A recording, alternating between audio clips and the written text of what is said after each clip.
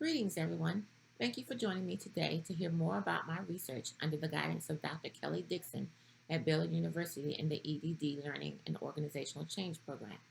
I am Monique Gillis, and I will be sharing my research entitled A Qualitative Case Study Exploring High School Teachers' Perceptions of Culturally Relevant Pedagogy on Fostering Equitable and Inclusive Classrooms. This presentation will cover the following topics: the problem statement, a brief overview of why this research is needed, the purpose statement, the research questions that detail what I wanted to find out.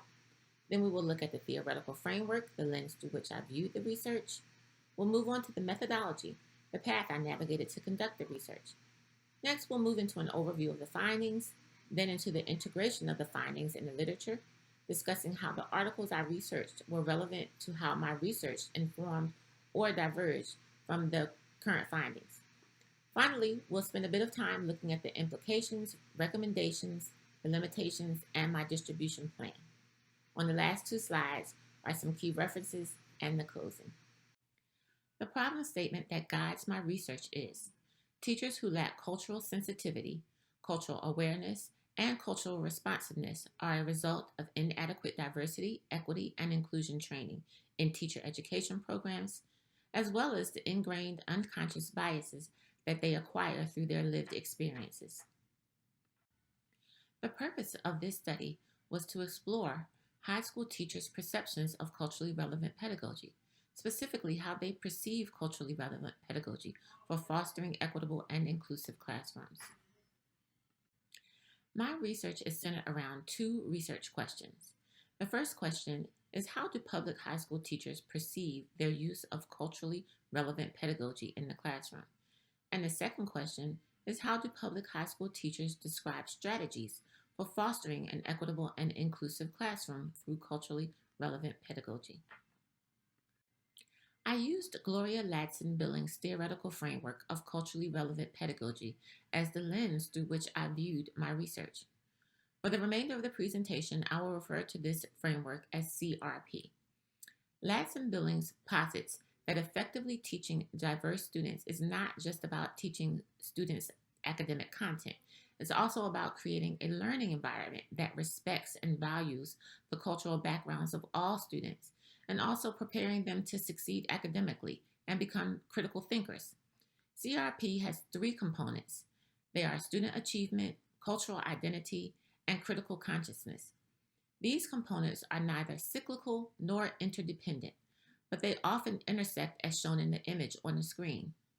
The first component, student achievement, emphasizes that students should achieve high academic standards, but it's not enough for educators to push for good grades to get high test scores.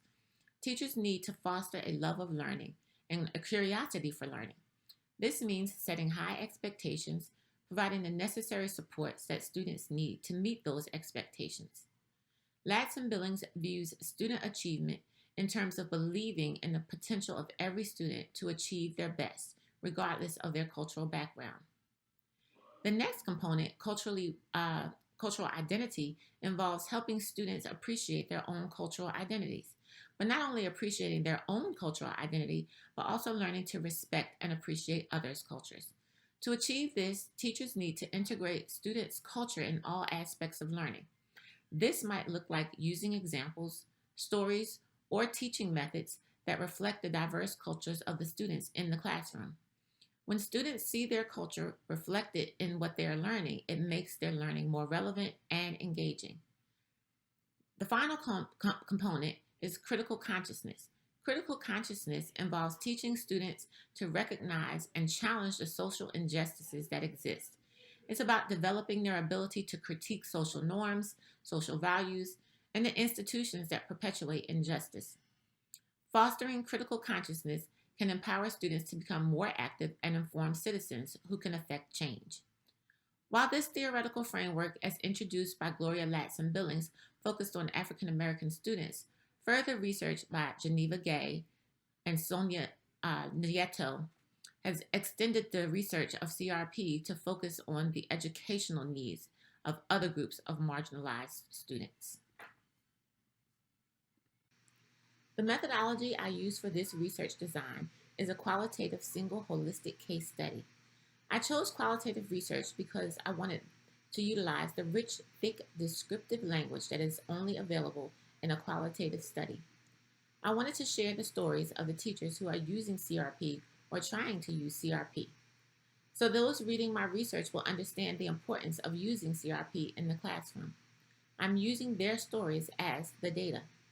I chose a single case study because I wanted to answer how questions, particularly how do public high school teachers perceive their use of CRP, and how do public high school teachers describe strategies for fostering an equitable and inclusive classroom through CRP. I also wanted to do an in-depth focus on this group of educators who teach Gen Z students in a diverse community. I did not want to find out about the differences between teachers who use CRP and those who did not. I also did not want to focus on generalizations. I chose holistic because I wanted to focus on a single phenomenon and not the sum of its parts, as with an embedded case study. According to Quesville, the case study explores a real-life contemporary bounded system over time through detailed in-depth data collection involving multiple sources of information. Speaking of multiple sources of in-depth data collection, I used a semi-structured interview and a self-assessment questionnaire to collect the rich, thick data I needed. For my site selection, I chose 5 participants from a medium-sized public school district in a mid-Atlantic state in the United States. The only criteria I had was that the participants considered themselves culturally competent and that they were high school teachers. An overview of my findings highlighted the importance of CRP in contributing to student success. My research found 3 key findings. The first key finding revealed that pre-service teachers often feel hesitant about teaching diverse students. They feel they have not been given the tools to implement CRP with fidelity. They also feel that there is community backlash anytime the word culture is used. But my participants relayed that they feel CRP is a tool that can help enhance their competency and their confidence. When pre-service teachers use CRP in the classroom, they're more likely to develop a better understanding of diverse students' perspectives. This can lead to more inclusive teaching, increased student engagement, and academic success for all students. The second key finding conveys the need for in-service teachers to consciously use CRP to create equitable and inclusive classroom environments. Teachers relate that when they feel that they were intentional in how they use CRP, it led to more inclusive practices, more effective communication, and positive classroom environments. This fosters a sense of belonging and creates classrooms where students feel valued and respected. The third and final key finding indicated the need for teacher education programs to address CRP more thoroughly in the curriculum. Current curricula often lack CRP components. If TRPs address CRP more thoroughly, pre-service teachers will graduate with a stronger understanding of how to foster equitable and inclusive classrooms. This would lead to in-service teachers who are better able to meet the needs of diverse student populations, which will then improve academic success. My findings align with the literature that has been published in most areas, but differs in one main category, which I will discuss. Today's teachers are working with a generation unlike any other, a generation that possesses contemporary perspectives, experiences, and cultural values. The literature suggests that to meet their diverse needs, teachers must adapt their teaching strategies. The literature on teacher education programs also advocates for engagement, communication, safe classrooms, and authentic relationships. There is a pressing need to update TEPs to better reflect the realities of teaching in today's classroom. Authors like Nguyen and Delk and others find that TEPs are not adequately preparing teachers in culturally relevant practices. The literature and my research calls for addressing this gap. Authors like Muniz, He, and Cooper emphasize the importance of understanding student learners, which aligns with my findings on engagement and relationship building. These components, engagement, communication, safe classrooms, and authentic relationships, are interdependent and essential for promoting academic achievement. TEPs are the foundations for teachers, and they offer more than just subject knowledge. They provide pedagogical skills as well as the initial understanding of student dynamics. Understanding the dynamics of Gen Z students is crucial for building strong relationships and effective teaching in today's classrooms. My study underscores the need for TEPs to prioritize relationship building alongside content and pedagogy. Integrating engagement, communication, safe classrooms, and relationship building with content and pedagogy can better prepare teachers to navigate the complex nature of the modern classroom. The research indicates that Gen Z students expect a technological component in their learning experiences. However, my study suggests that technology alone is not as crucial to student success as other strategies. Instead, I found that fostering authentic relationships, creating safe classroom environments, and setting high academic expectations are pivotal for student success. As a result of the key findings of this qualitative holistic case study, I have several recommendations and implications for key decision makers. The implications suggest that pedagogy, professional development, and student outcomes are evidenced as important for either policy, practice, theory, or further research. My first recommendation is to incorporate CRP into professional development for in-service teachers.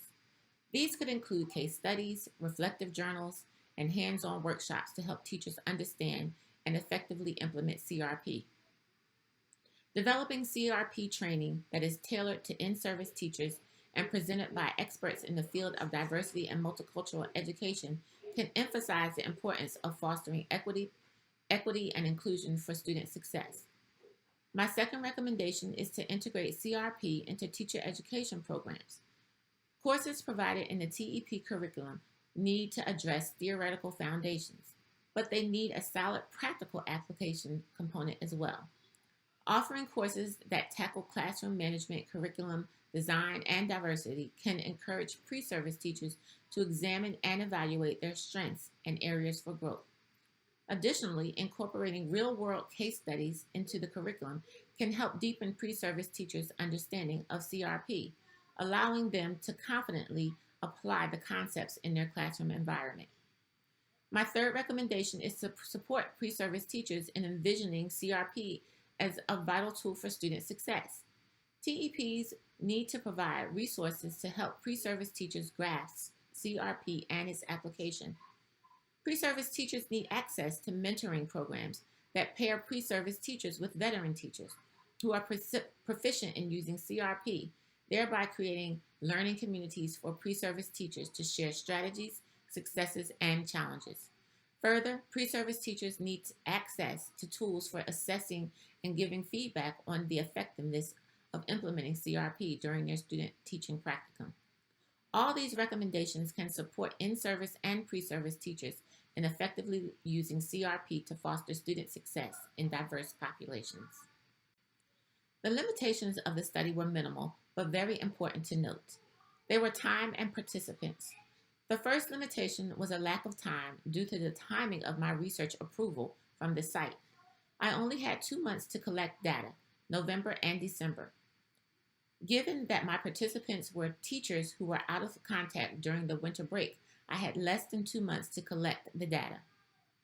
My final limitation was the lack of participants. I was able to come up with 5 participants, but only after I did some snowball sampling from the 3 participants who were selected from the maximum variation purposive sampling. My distribution plan will be 3-tiered. I will begin with a 30-minute professional presentation with an infographic and a 1-page written synopsis of my research and findings to the key decision makers in the medium-sized public school district in the Mid-Atlantic state in the United States. The second tier will consist of the same information given to the Maryland State Department of Education. They oversee the teacher preparation and program approval, as well as the Division of Educator Certification and Program Approval. Tier 3 will be to present my research and findings at the At-Risk Students Conference, which is part of the Innovative Schools Summit, which targets strategies for reaching most vulnerable populations of students. All 3 of the avenues that I have chosen to present my findings and research put me on a path with professionals who desire to make a positive change in how we educate our marginalized students. Here are some of my key references from my research. In conclusion, I would like to thank you for your time and your interest in my research.